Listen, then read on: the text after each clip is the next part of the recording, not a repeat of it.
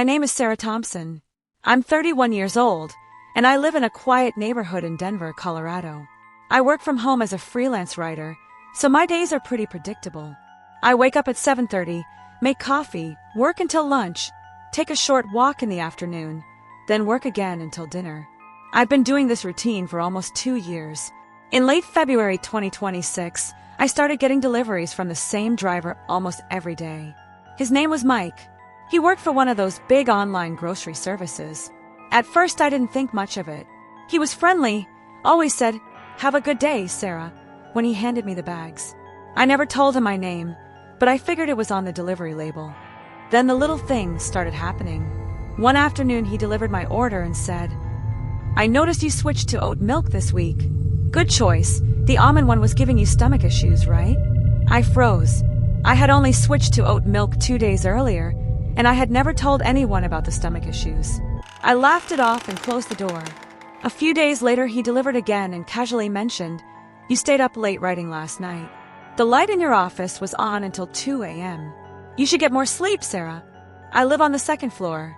My office window faces the backyard. There is no way he could see my light from the street. That night, I started checking my doorbell camera. Every time Mike delivered, he would stand at my door for 10 to 15 seconds longer than necessary, looking around my living room through the glass panel. Sometimes he would smile at something I couldn't see. I started ordering less frequently, but the packages still came. Sometimes things I never ordered. A specific brand of tea I mentioned once in a private journal entry, a book I had added to my Amazon wish list but never purchased. On March 12th, he knocked on my door, even though I hadn't placed any order that day. When I opened it, he was holding a small box. "This is for you," he said. "It's from your mother. She wanted you to have it. My mother died 4 years ago." No one knew about the box of her old letters I kept in my closet. I slammed the door and called the delivery company. They said there was no driver named Mike on my route. The driver who usually delivered to me was a woman named Lisa. I pulled up the camera footage from the past weeks. Every single delivery showed the same man, Mike, but when I zoomed in on his face, it looked slightly off. Like it was the same person, but the features shifted a little each time. That night at 1:47 a.m., my doorbell camera recorded something that still makes me sick. Mike was standing at my door. He wasn't holding any package. He was just standing there, staring straight into the camera. Then he smiled and said my full name, middle name included, something I never use publicly. "Sarah Elizabeth Thompson, you can stop hiding now. I already know everything." He reached into his pocket and pulled out a key. My apartment key, the exact same one I had on my keyring. He slid the key into the lock, turned it slowly, and the door clicked open. The camera cut to black, right as the door started to open. I wasn't home that night. I was staying at a friend's house because I was too scared to be alone. When I checked the footage the next morning, the door was closed again. No sign of forced entry, but the key was missing from my keyring. I moved out the next day. I left most of my things behind. I didn't care. 3 weeks later, I received a package at my new address. No return address. Inside was a single photo. It was a picture of me sleeping in my old apartment, taken from inside the room. On the back, written in the same handwriting as the notes, was a message. "New place looks nice, Sarah. I'll see you soon. Mike." I burned the photo in my friend's backyard. But every night at 1:47 a.m., my phone still lights up with a notification from the old security camera app, even though I deleted the account and returned the cameras. The notification always says the same thing. "Motion detected in bedroom. Would you like to view the live feed?" I never click it, but sometimes, when I'm half asleep, I hear a soft knock on the door at 1:47 a.m. And sometimes, when I'm half asleep, I hear a familiar voice whisper, "Good night, Sarah Elizabeth. Sweet dreams. I haven't slept well since."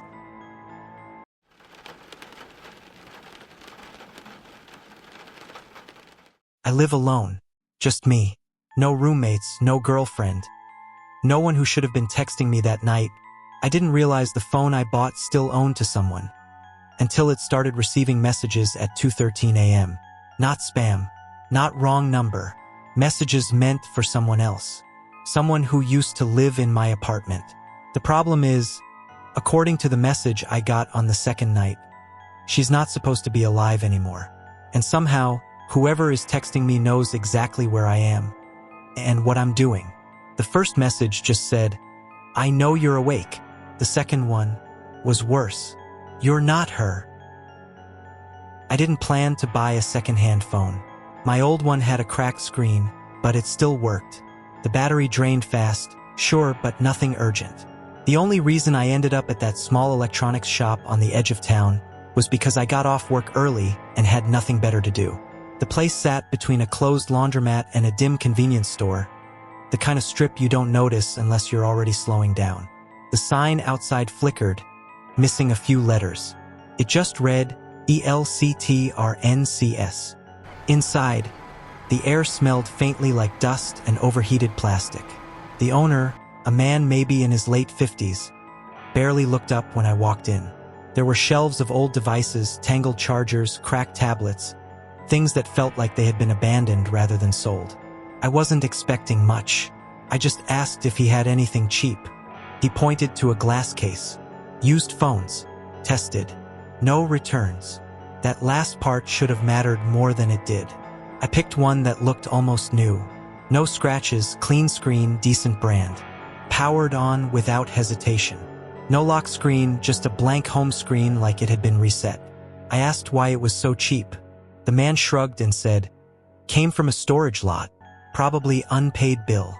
Something about the way he said it felt dismissive, like he didn't care enough to lie properly. I paid in cash. I wish I hadn't. The phone worked fine at first. I took it home, connected it to Wi-Fi, logged into my accounts, and moved on. Felt like any other device. Smooth, fast, no issues. I even remember thinking I got lucky. That thought didn't last long.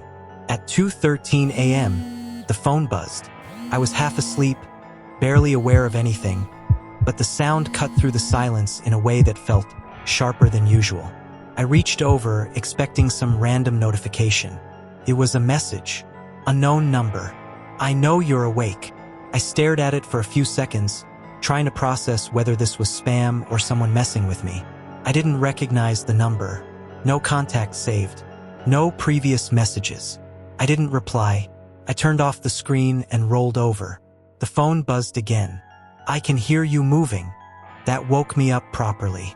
I sat up, staring at the screen. My room was completely still. No sound except the faint hum of my ceiling fan. The message sat there unread, but somehow heavier now. I checked the curtains. Closed. Door locked. Nothing unusual. I typed back, "Who is this?" The reply came instantly. "You're not her." A strange kind of chill ran through me. Not fear exactly. Not yet. More like confusion mixed with something that didn't feel right. I replied again. "Wrong number." This time, the response took longer. Long enough that I started convincing myself it was just a prank. Maybe someone recycling numbers. Maybe the previous owner had contacts who didn't realize the phone was gone. Then the message came. She told me not to trust anyone else who answered this phone. I didn't know what to say to that, so I didn't say anything. The next morning, everything felt normal again. Sunlight coming through the window, notifications from my own apps, emails, work messages. It was easy to dismiss what happened as some weird coincidence, until I checked the message thread.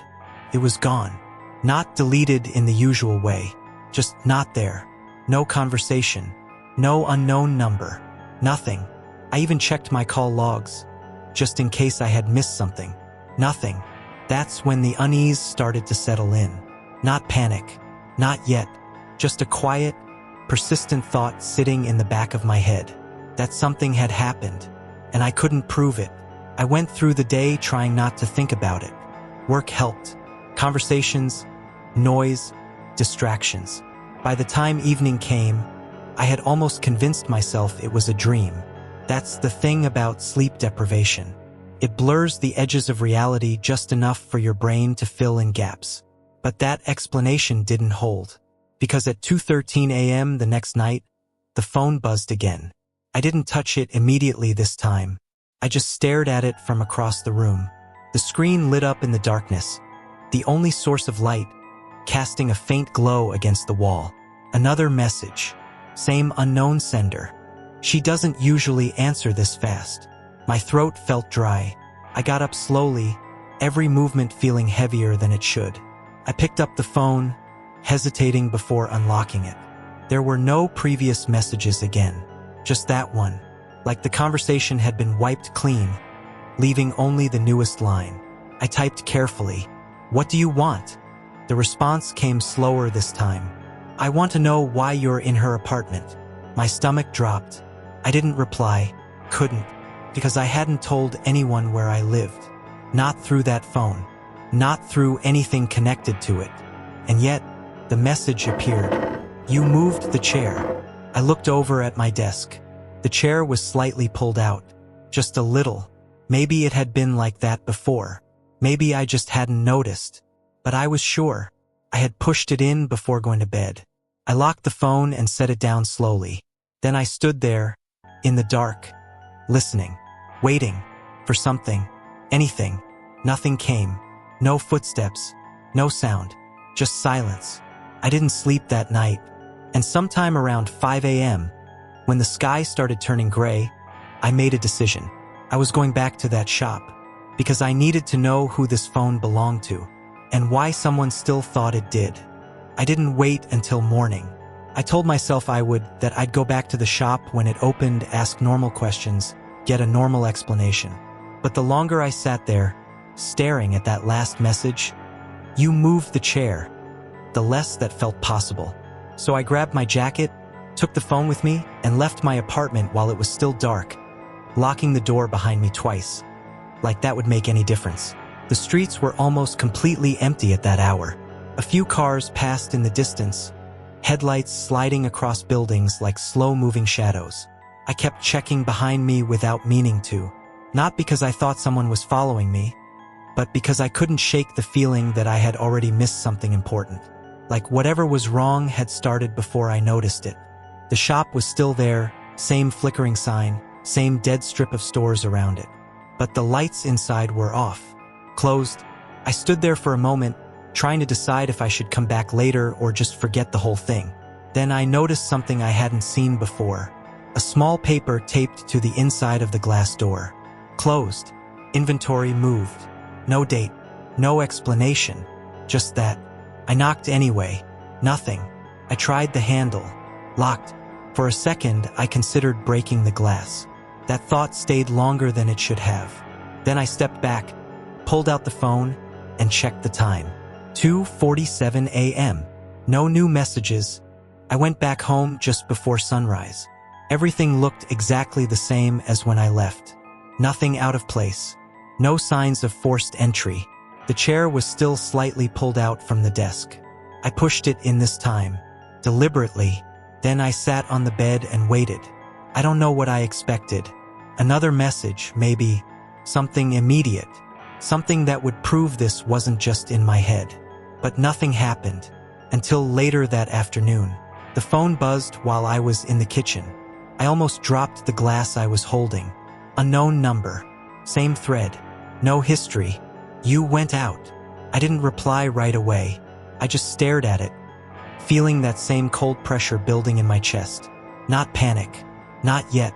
Just the certainty that whatever this was, it wasn't random. I typed slowly, "Who are you?" The reply came after a long pause. "I used to talk to her every night." Her. That word again. I sat down at the table, trying to keep my breathing steady. "Who is she?" I asked. This time, the typing indicator appeared. Stayed. Stopped. Appeared again. Like whoever was on the other side wasn't sure what to say. Finally, she said if anything changed, I should stop calling. That didn't answer my question. It made it worse. I decided to try something different. Instead of asking questions, I lied. "She moved." I typed.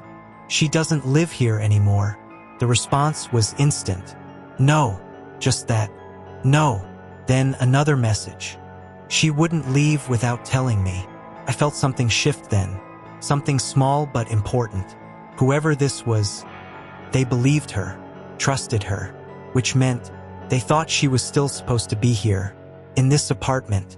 I stood up slowly and looked around the room again. The same walls, the same furniture, the same quiet. but it didn't feel the same anymore. I walked over to the closet, opened it. Nothing but clothes. Bathroom, empty. Kitchen, nothing. Everywhere I looked, everything was normal. And yet, the phone buzzed again. "You're looking in the wrong places." My hands felt colder than they should have. I typed without thinking. "Then where should I look?" The reply took longer this time. Long enough that I almost hoped it wouldn't come. But it did. "She never told you about the spare room?" I stopped breathing for a second. Because there is no spare room in my apartment. There's a bedroom, kitchen, a bathroom. That's it. I walked back into the bedroom slowly, scanning the walls, the corners, the ceiling like I had missed something obvious. My eyes kept going back to the same places, like repetition would change what I saw. Didn't, until I noticed the door. Not the front door. Not the closet. The wall beside the closet. There was a slight outline, barely visible, like paint had been layered over an edge that wasn't supposed to be there. I stepped closer, ran my fingers along it. There was a seam. It sounded different, not solid, hollow. My heart started beating faster now, harder, louder, like it was trying to keep up with something my brain hadn't caught yet. I pressed against it. Nothing. No handle. No latch. Just a flat surface that shouldn't have been there. The phone buzzed again. "Did you find it?" I didn't answer. Couldn't. Because I had. I stepped back, looking around the room for anything that might open it. There had to be something. A switch. A hidden latch. Something simple that I just hadn't seen. That's when I noticed the chair again. The one I had pushed in earlier. It was pulled out. Just slightly. I froze. Because I hadn't touched it since morning. And I live alone. Very slowly I turned toward it. And that's when I saw it. Something scratched into the side of the desk. Faint. Shallow. Like it had been done with something dull. Words. I leaned closer. Took a second to read them. Because they were written over each other. Repeated. Again and again. "Don't open it. Don't open it. Don't open it." My stomach dropped. I stepped back immediately. The phone buzzed. "Don't listen to that." I didn't remember typing anything, but somehow the conversation was still going, still active, still watching. "She got scared near the end," the next message said. "Started making things up." My throat felt tight. "About what?" I asked. The reply came slower now. "About someone else being here."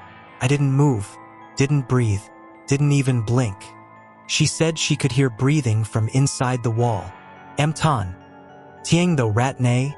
Xa. Vang trong kong John Kin." Keyword. Distant breathing, dark ambience. Epidemic sound. The sound wasn't coming from the phone. It was behind me. I turned. Slowly. Too slowly. Because part of me already knew.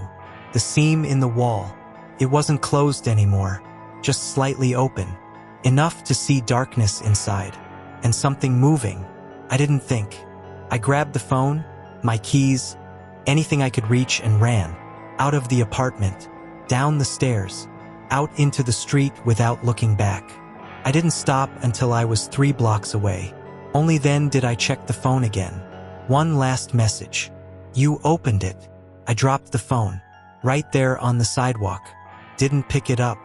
Didn't go back. I moved out 2 days later. Didn't tell the landlord why. Didn't ask questions. Just left. Weeks passed. Nothing happened. No messages. No calls.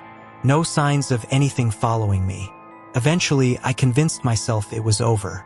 That whatever had been in that apartment stayed there until last night. I was sitting in my new place, different city, different building, everything different. And my phone buzzed. Not the old one. My new one. Unknown number. "I told you not to open it."